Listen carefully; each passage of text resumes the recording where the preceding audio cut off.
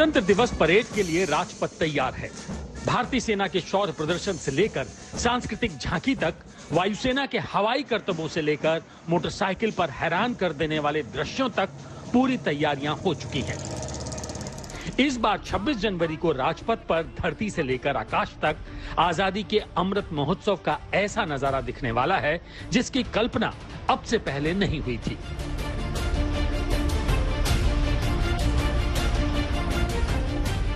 छब्बीस जनवरी को आजादी के अमृत महोत्सव के तहत 75 लड़ाकू विमान उड़ान भरेंगे। ये राजपथ पर अब तक का सबसे भव्य फ्लाई पास्ट होने वाला है।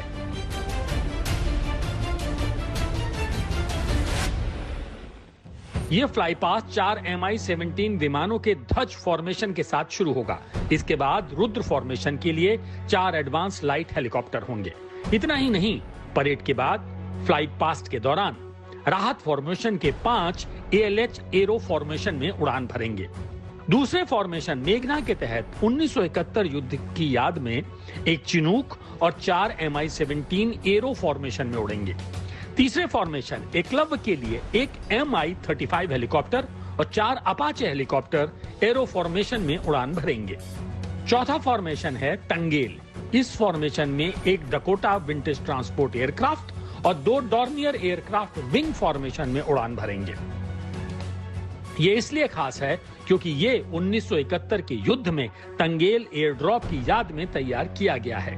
1971 के युद्ध में ढाका के उत्तर में मौजूद टंगेल में भारतीय पैराट्रूपर्स ने अपने सबसे बड़े ऑपरेशन को अंजाम दिया था। टंगेल एयर ड्रॉप की बदौलत पाकिस्तान सेना के आत्मसमर्पण की भूमिका तैयार हुई थी।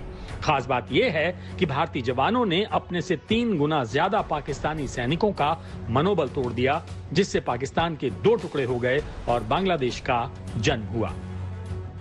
1971 की लड़ाई के 50 वर्ष पूरे होने पर टंगेल फॉर्मेशन के जरिए भारतीय वायुसेना के शौर्य को याद किया जाएगा। ये बेहद रोमांचक होगा और इसमें भारतीय वायुसेना के शक्ति प्रदर्शन का ऐसा दृश्य होगा जिसे आज तक किसी ने नहीं देखा। 26 जनवरी की परेड में इस बार भारतीय वायुसेना, थल सेना और नौसेना के विमानों सहित 27 लड़ाकू विमान फ्लाई पास्ट का हिस्सा होंगे। इस फ्लाई पास्ट में 13 फॉर्मेशन होंगी, जिसमें MiG-29, सुखोई से लेकर जगुआर और रफाल भी शामिल होंगे। सुखोई उड़ान भरते हुए त्रिशूल आकार बनाएंगे तो अमृत फॉर्मेशन में 17 जगुआर एक साथ 75 के अंक के आकार में उड़ान भरेंगे। 5वें फॉर्मेशन तरन में 3 C-130 विग फॉर्मेशन, 6ठे फॉर्मेशन नेत्रा में 1 अवैक्स एयरक्राफ्ट, 2 सुखोई और 2 MiG-29 एरो फॉर्मेशन में उड़ान भरेंगे। इसके बाद बारी आएगी 7वें फॉर्मेशन विनाश की, जिसमें 5 रफेल फाइटर एरो फॉर्मेशन में उड़ान भरेंगे। 8वें फॉर्मेशन में बाज में 1 रफेल, 2 MiG-29, 2 जगुआर, 2 सुखोई, 9वां फॉर्मेशन त्रिशूल, 3 सुखोई उड़ान भरते हुए त्रिशूल का आकार बनाएंगे। 10वां फॉर्मेशन वरुणा होगा, जिसमें नौसेना के long range patrolling aircraft P-8I और नौसेना के MiG-29K के साथ उड़ान भरेंगे। इसके बाद 11वां फॉर्मेशन तिरंगा, जिसमें 5 ALS हेलीकॉप्टर उड़ान भरेंगे। 12वां फॉर्मेशन विजय के तहत एक रफाल उड़ान भरते हुए आएगा और राष्ट्रपति के सामने वर्टिकल चालरी मनूवरिंग करेगा और आजादी के अमृत महोत्सव के तहत ये आसमान में रोमांच भरेगा। ऐसा नजारा पहली बार राजपथ पर नजर आएगा।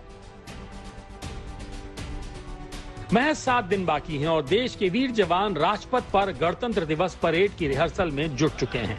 दिल्ली में कड़ाके की सर्दी पड़ रही है, लेकिन जवानों का जोश देखते ही बनता है।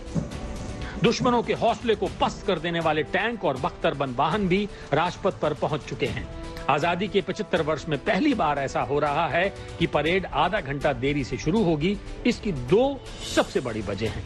पहली कोविड प्रोटोकॉल और दूसरी पिछले महीने जम्मू कश्मीर में एक आतंकी हमले में शहीद हुए पुलिस कर्मियों को श्रद्धांजलि। इस बार सुरक्षा व्यवस्था को बहुत ही कड़ा किया गया है। गणतंत्र दिवस परेड पर आतंकी हमले के खतरे को देखते हुए सुरक्षा एजेंसियों लेकर दिल्ली पुलिस तक सब हाई अलर्ट पर हैं। आईबी ने दिल्ली पुलिस से 9 पन्नों का अलर्ट शेयर किया है और 26 जनवरी के मौके पर आतंकी हमले की आशंका जताई है। अलर्ट में दिल्ली पुलिस से सुरक्षा के पुख्ता इंतजाम करने को कहा गया है। आतंकी हमले के इनपुट के बाद पुलिस ने दिल्ली में किसी भी तरह के ड्रोन, पैराग्लाइडिंग और UAV यानी मानव रहित एरियल व्हीकल को उड़ाने पर पूरी तरह रोक लगा दी है। दूसरी तरफ गाजीपुर फूल मंडी में आईईडी बम मिलने से गणतंत्र दिवस की परेड को लेकर सुरक्षा एजेंसियां हाई अलर्ट पर हैं। हालत ये है कि परेड रूट की बम निरोधक दस्ते से दिन में 2 बार चेकिंग करवाई जा रही है। 73वें गणतंत्र दिवस समारोह पर इस बार आतंकी साया मंडरा रहा है। खुफिया एजेंसी की तरफ से दिल्ली पुलिस और तमाम फोर्सेस को अलर्ट जारी किया गया है कि आतंकी इस बार जो रिपब्लिक डे 73वें गणतंत्र दिवस समारोह को परेड को अपना टारगेट जो है वो बना सकते हैं। इसके साथ साथ इंटेलिजेंस ब्यूरो की तरफ से वीवीआईपीओ की जो सुरक्षा है उसको लेकर के भी अलर्ट जो है वो जारी किया गया है।